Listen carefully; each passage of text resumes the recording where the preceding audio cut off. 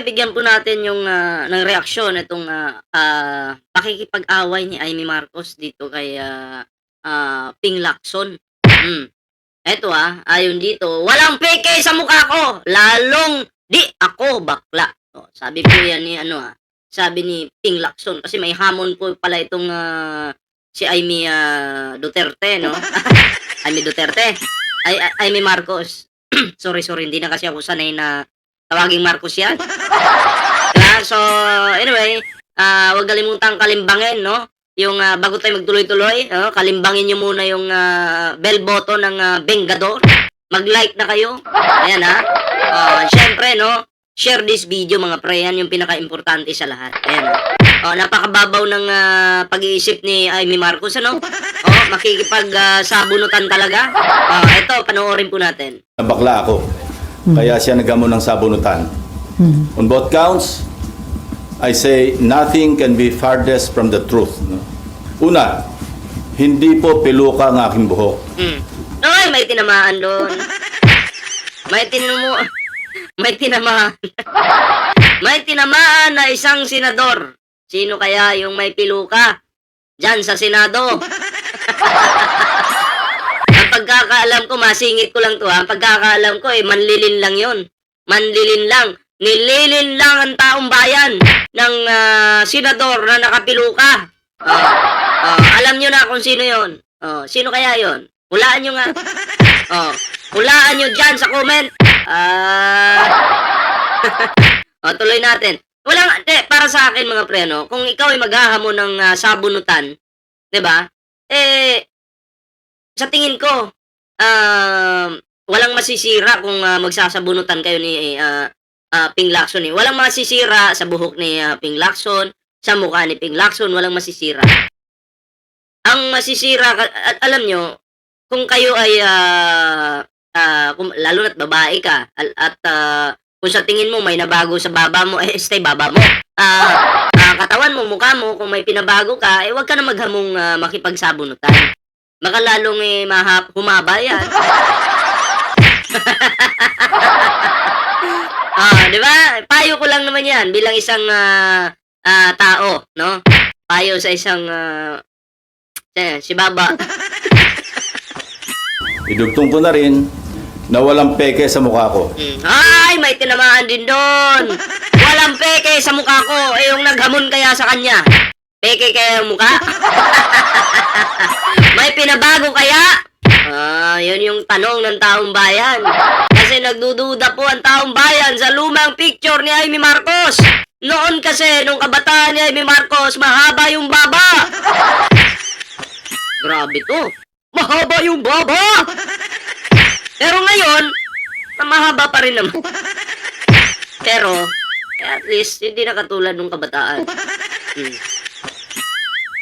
Hindi ako sure kung talagang pinagawa yung baba o hindi, no? Pero, yun yung sabi-sabi ng mga tao, ng mga taong bayan, diba? Na sabi nga daw, pinaritoke. Pero hindi ko sinasabing totoo yun. Pero, totoo na mahaba talaga yung baba ni Amy. Tuloy. Hindi rin pustiso ang ngipin ko. Ay! Sinong tinamahan nun? Nakapustiso ba? Yung naghamon, nakapustiso ba? Sigurado, na-research mo na yan ni Ping Lacson bago siya magsalita ng ganyan. Diba? Sakit nun. Yung naghamon, halos lahat siguro pinagawa na. Delikado yan, huwag ka maghamon ng sabunutan. Baka yung pinagawa, kung totoo man pinagawa yan, diba? Masira lang. Kung ako po. Kung iisipin ko wala naman akong pinapatamaan dito, pero bahala kayo kung tamaan kayo. Kung magsisenador ako, imbis na pampagawa ko ng mukha ko, itulong ko na lang sa taong bayan at sa flood control. Imbis pagawa ko ng baba ko, tulong ko na lang sa bansang Pilipinas, sa mga Pilipino. Di ba? Alam mo yun. My teeth are all mine. Ulitin ko, walang peke sa anumang bahagi ng aking muka. Pangalawa, lalong hindi ako bakla. At kung iniisip ni Senator Amy na bakla ako, wala siyang maaaring makita na macho dito sa mundo. Kundi si Ping Lacson lang. Wawa, Amy. Pangalawa,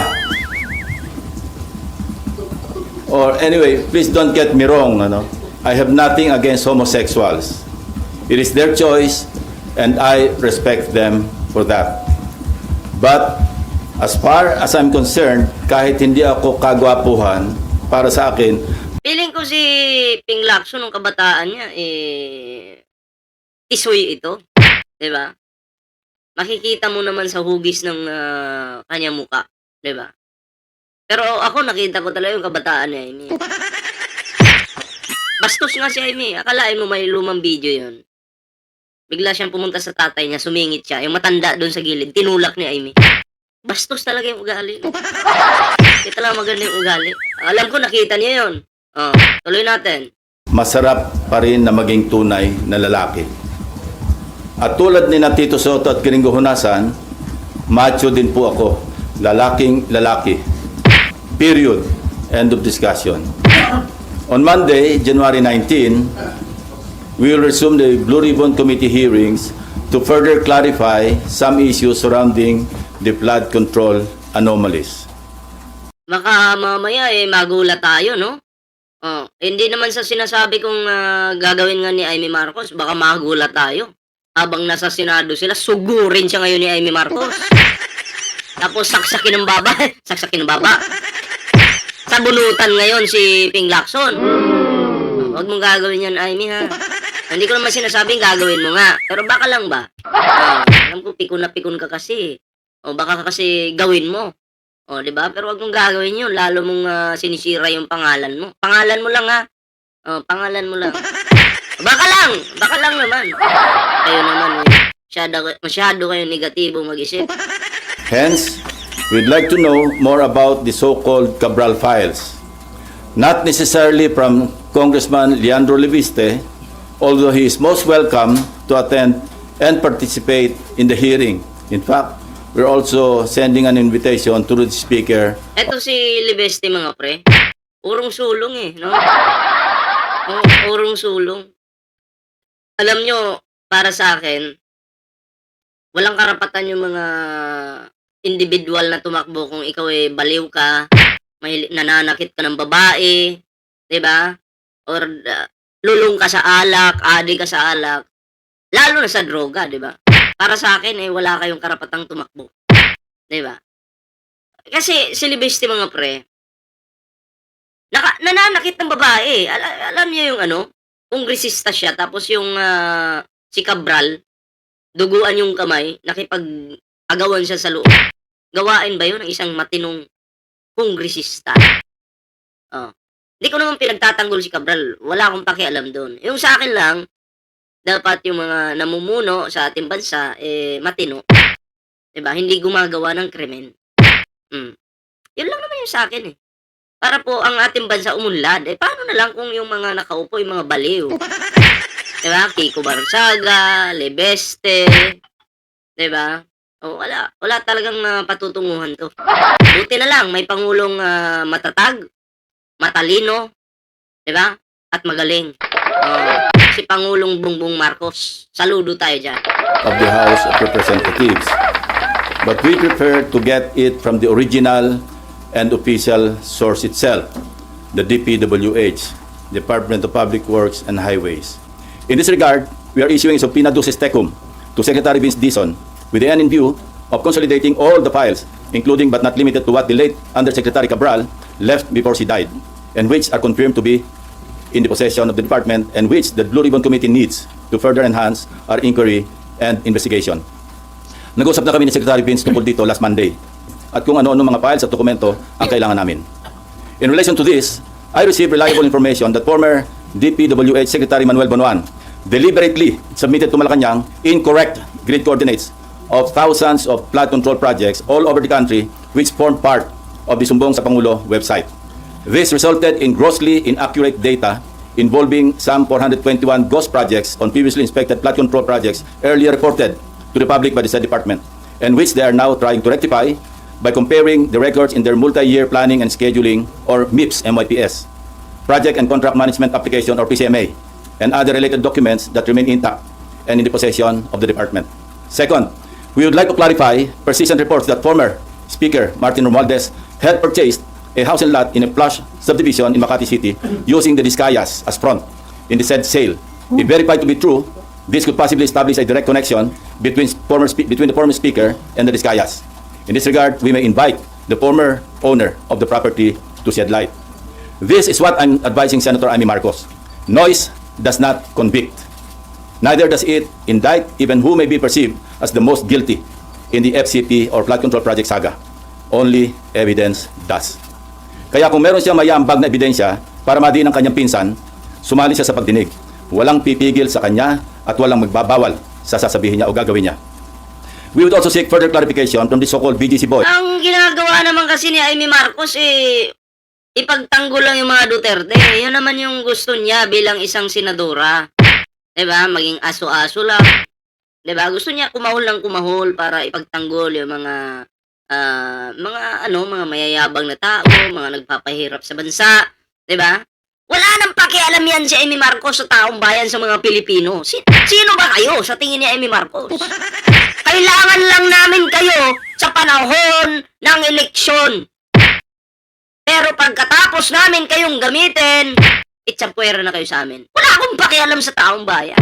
Diba? Kasi kung mahal ni Amy Marcos yung Pilipinas, tangina, dapat suportado niya yung magandang ginagawa ng ating Pangulo ngayon. Diba? Pero ang sinusuportahan ni Amy Marcos, yung mga kawatan. Hindi ko naman sinasabing perfect yung administrasyon kasi syempre may nakapalibot na magnanakaw. Tulad ni Saldico. Kupal yan. Di ba? Pero kasi, si PBBM ginagawa yung lahat para itong mga kawatan na to mapanagot. At hindi po kaya yan ni PBBM na mag-isa lang. Kaya nga may senador Kaya nga may kongresista kaya nga may mayor, kaya nga may mga barangay officials. Dapat nagtutulong-tulungan, hindi yung kampi-kampihan. Pero syempre, kampihan pa rin natin yung tama. Ang problema kasi, kinakampihan nila yung mali. Kinakampihan nila yung mga mahilig magbanta. Ako ngayon, pagbantaan kita. Pagbantaan ko ngayon yung Vice President. Di ba kulong agad si Ballpoint man?